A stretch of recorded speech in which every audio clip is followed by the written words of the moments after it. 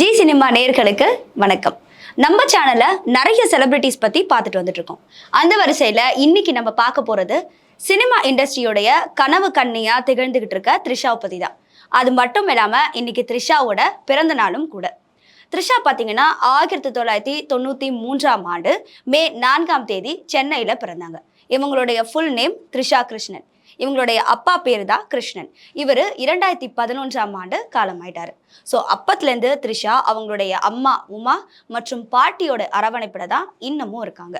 த்ரிஷா பார்த்தீங்கன்னா எத்திராஜ் காலேஜில் பிபிஏ படிச்சுட்டு இருக்கும் போதே அவங்களுக்கு மாடலிங் மேலே அதிக இன்ட்ரெஸ்ட் இருந்தது. ஸோ அந்த இன்ட்ரெஸ்ட் காரணமாக அப்படியே அவங்க ஆட் ஃபிலிம்ஸ்லையும் நடிக்க ஆரம்பித்தாங்க. 1999ஆம் ஆண்டு அவங்க மிஸ் சேலம் அப்படின்ற டைட்டிலையும் வின் பண்ணாங்க. அதுக்கப்புறமா அவங்களுக்கு இன்னும் அதிகமாகவே மாடலிங் மேலே இன்ட்ரெஸ்ட் வந்துச்சு. ஸோ அப்படியே அவங்க ஆட் ஃபிலிம்ஸ்ல தொடர்ந்து சினிமா இண்டஸ்ட்ரியிலையும் மூவ் ஆன் பண்ண ஆரம்பித்தாங்க. இப்படிதான் சிம்ரன் பிரசாந்த் நடிச்ச ஜோடின்ற படத்துல த்ரிஷாவுக்கு முதலா ஒரு ஆக்டிங் சான்ஸ் கிடைச்சது. பட் அந்த படத்துல பாத்தீங்கன்னா சிம்ரனோட ஃப்ரெண்டா ஒரு 2-3 சீன்ல மட்டும்தான் த்ரிஷா வந்திருப்பாங்க. அதை தொடர்ந்து சின்ன சின்ன கேரக்டர்ல நடிச்சுட்டு வந்துட்டு இருந்த த்ரிஷாவுக்கு லேசா லேசான்ற படம் தான் முதல்ல ஒரு ஃபுல் ஸ்ட்ரெச்டு ஹீரோயின் அப்படின்ற ஒரு கேரக்டர் அவங்களுக்கு கிடைச்சது. அந்த படத்துல ஷாம் மாதவன் 2 பெரிய ஹீரோஸோட நடிச்சிருந்தாங்க. அண்ட் அந்த படத்தை பிரியாதர்ஷன் இயக்கியிருந்தாரு. இந்த படத்துக்கு அப்புறமா உனக்கிரவது எனக்கு 18 மௌனம் பேசியதுன்னு அடுத்தடுத்து நிறைய படங்கள்ல நடிக்க ஆரம்பிச்சாங்க. இவங்களோட ஆக்டிங் ஸ்கில்ஸை பார்த்துட்டு இவங்களை தமிழ்ல மட்டும் இல்லாம தெலுங்கு டைரக்டர்ஸும் நிறைய பேர் இவங்க அப்ரோச் பண்ண ஆரம்பிச்சாங்க. அப்படிதான் த்ரிஷா தெலுங்குல முதல்ல நடிச்ச படம் தான் வருஷம். இந்த படத்துல பிரபாஸோட இணைஞ்சு ஒரு நல்ல லவ் ஸ்டோரியில அவங்க நடிச்சிருப்பாங்க. இப்படியே கொஞ்சம் கொஞ்சமா லவ் சப்ஜெக்ட்ஸ்லேயே நடிச்சிட்டு இருந்த த்ரிஷாவுக்கு சாமின்ற ஒரு பெரிய கமர்ஷியல் மூவி கிடைச்சது. இந்த படத்துக்கு அப்புறம் தான் ஒரு கமர்ஷியல் ஹீரோயினா த்ரிஷா அறியப்பட்டாங்க. அண்ட் சாமியில குறிப்பா ஒரு பாட்டு அவங்களுக்கு ஒரு மிகப்பெரிய ஹிட்டாவும் ஒரு பிரபலமான ஹீரோயின் அப்படின்ற அந்தஸ்தும் அவங்களுக்கு கிடைச்சது. சாமியை தொடர்ந்து வந்த படம் தான் கில்லி. இன்னைக்குமே கில்லி பார்த்தீங்கன்னா நிறைய பேரோட ஃபேவரட் மூவி லிஸ்ட்ல இன்னமுமே கில்லி இடம் பிடிச்சிருக்கும். த்ரிஷாவோட ஆக்டிங் கெரியர்ல கில்லி ஒரு டேர்னிங் பாயிண்ட். கில்லிக்கு முன்பு கில்லிக்கு பின்புன்னு த்ரிஷாவோட ஆக்டிங் கெரியரை பிரிக்கலாம். ஸோ தளபதி விஜயோட இவங்களோட காம்பினேஷன் இன்ன அளவுக்கும் பேசப்பட்டு இருக்கு. கில்லி படத்தை தொடர்ந்து திருப்பாச்சி, குருவி அண்ட் இப்போ லியோ வரைக்குமே இவங்களோட காம்பினேஷன் சூப்பர் டூப்பர் ஹிட்டா தான் அமைஞ்சிருக்கு. தளபதியோட தொடர்ந்து தல அஜித்தோட கிரீடம், மங்காத்தானோ, கமல்ஹாசன் சாரோட சேர்ந்து மன்மத நம்பு இந்த மாதிரி நிறைய படங்கள்ல அவங்க நடிச்சிட்டு இருக்காங்க. தமிழ் மட்டும் இல்லாம தெலுங்கு, கன்னடா, ஹிந்தின்னு நிறைய சூப்பர் ஸ்டார்ஸோட த்ரிஷா ஆக்ட் பண்ணிட்டாங்க. அண்ட் த்ரிஷாவோட ஆக்டிங் கெரியர்ல பார்த்தீங்கன்னா அவங்களுக்கு மைல் ஸ்டோனா இருந்த படம் தான் சிம்புவோட இணைந்து நடிச்ச விண்ணை தாண்டி வருவாயா. அந்த படத்துல ஜெஸ்ஸின்ற கேரக்டரை இன்னும் வரைக்குமே மறக்க முடியாத நிறைய இளைஞர்கள் இருக்காங்க. அண்ட் த்ரிஷா பார்த்தீங்கன்னா நிறைய கேரக்டரைசேஷன் உள்ள படங்கள்ல நடிச்சிருக்காங்க. என்னதான் சிம்புவோட முன்னாடி அலைன்ற படத்துல அவங்க நடிச்சிருந்தாலுமே விண்ணை தாண்டி வருவாயாக்கு அப்புறம் 2 பேருக்கும் சிம்பு அண்ட் த்ரிஷா 2 பேருக்குமே அது ஒரு நல்ல பிளாக் பஸ்டர் ஃபிலிமாவே அமைஞ்சது.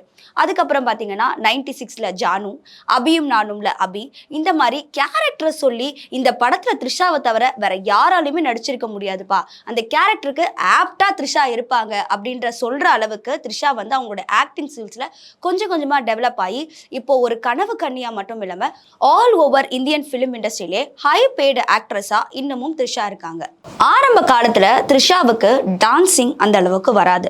ஸோ அவங்க அதுக்காக அவங்கள ட்ரெயின் பண்ணணும் அப்படின்றதுக்காக கலா மாஸ்டர் கிட்ட 1 மந்த் டான்ஸ் கிளாஸும் போயிருக்காங்க. ஸோ இப்படி கொஞ்சம் கொஞ்சமா தன்னுடைய நடிப்புக்கு என்ன தேவை, நடனம், வசனத்தோட உச்சரிப்பு அண்ட் அந்த படத்தோட கதையோட சேர்ந்து இவங்களோட ஆக்டிங்னு த்ரிஷா ஒரு தனி பாணியவே அமைச்சிருப்பாங்க. த்ரிஷாவோட ஆக்டிங் சைடு ஒரு பக்கம் இருந்தாலும் அவங்களோட பர்சனல் லைஃப்ல அவங்களுக்கு நிறைய ஆசைகள் இருக்கு. குறிப்பா ஒரு ஆசையை சொல்லணும்னா அவங்களுக்கு ஒரு நாளாவது பையனா மாறணும், அதாவது ஒரு பையனுடைய லைஃப் ஸ்டைல் எப்படி இருக்கும் அதை நம்ம வாழ்ந்து பார்க்கணுன்ற ஆசை த்ரிஷாவுக்கு இருக்குன்னு அவங்க ஓப்பனாகவே ஒரு இன்டர்வியூவில் சொல்லியிருக்காங்க. அண்ட் அது மட்டும் இல்லாமல் த்ரிஷா ஒரு பெட் லவர்.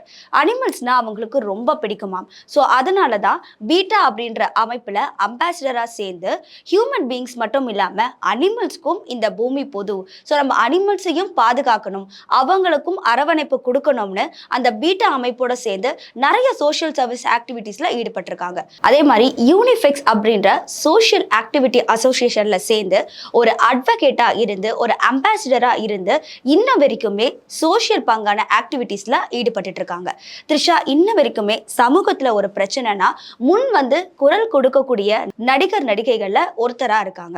என்னதான் அவங்க ஒரு பவர்ஃபுல்லான ஹீரோயினா இப்ப தமிழ் சினிமால இருந்தாலும் அவங்க லைஃப்லயும் நிறைய ப்ராப்ளம்ஸ் இருந்தது. அவங்க அப்பாவுடைய இறப்பிற்கு அப்புறமா த்ரிஷா தான் அவங்க ஃபேமிலியை ரன் பண்ணணும் அப்படின்ற சுச்சுவேஷன் வந்தபோது அம்மா உமா மற்றும் பாட்டியோடைய அரவணைப்புல அவங்க பாத்தீங்கன்னா நிறைய பிசினஸ் ஸ்டார்ட் பண்ணாங்க. வருண் மணியன் அப்படின்ற பிசினஸ் மேன் கூட அவருக்கு என்கேஜ்மெண்ட் நடந்தது. பட் என்ன ரீசன் தெரியல, அவங்களுடைய என்கேஜ்மெண்ட் மேரேஜ்ல போய் முடியல. ஸோ லேட்டர் ஆன் நிறைய ரூமர்ஸ் வந்ததுக்கு அப்புறமா த்ரிஷாவை வாலண்டியரா அவங்களுடைய மேரேஜ் ஏன் ஸ்டாப் ஆச்சு அப்படின்றதுக்கு ரீசனும் கொடுத்திருப்பாங்க.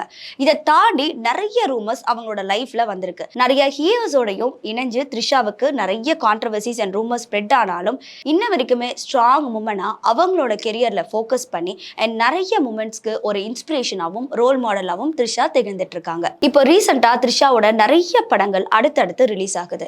அண்ட் அதுல பாத்தீங்கன்னா அவங்க ஃபீமேல் ஓரியன்டட் ரோல்ஸ்லயும் நடிச்சிட்டு இருக்காங்க, கமர்ஷியல் ரோல்ஸ்லயும் பண்ணிட்டு இருக்காங்க. Ponniyin Selvan part 1 and part 2 இதெல்லாம் வந்து பிளாக் பஸ்டர் மூவி, நம்ம எல்லாருக்குமே தெரியும். அண்ட் அதுல வந்து த்ரிஷா குந்தவை அப்படின்ற கேரக்டர்ல ரொம்ப ஆப்டா பொருந்தி ஐஸ்வர்யா ராய் கூட ரொம்பவே அழகா அந்த ஸ்கிரீன் ஸ்பேஸை ஷேர் பண்ணியிருப்பாங்க. ஸோ இப்படி த்ரிஷாவை பத்தி நம்ம நிறைய சொல்லிட்டே போகலாம். அவங்களுடைய ஃபிலிம் இண்டஸ்ட்ரீஸ்ல மட்டும் இல்லாம அவங்களுடைய பர்சனல் லைஃப்லயும் அவங்க ரொம்ப ஸ்வீட்டான, கேரிங்கான, ஒரு லவ்வபிளான பர்சனாவே இன்னமுமே அவங்களுடைய கொலீக்ஸ், ஃப்ரெண்ட்ஸ் இன்னமுமே சொல்லிட்டு தான் இருக்காங்க. த்ரிஷாவுக்கு என்னதான் பர்சனல் லைஃப்ல நிறைய ட்ராஜடிஸ் இருந்தாலும் அவங்களுடைய பப்ளிக் லைஃப்பை பொறுத்த வரைக்கும் ஒரு சக்சஸ்ஃபுல்லான உமனா தான் இன்னைக்கும் திகழ்ந்துட்டு இருக்காங்க. அப்படிப்பட்ட த்ரிஷா கிருஷ்ணனோட பர்த்டே தான் இன்னைக்கு. ஸோ நம்ம ஜி சினிமா சேனல் சார்பா அவங்களுக்கு once again happy birthday Trisha.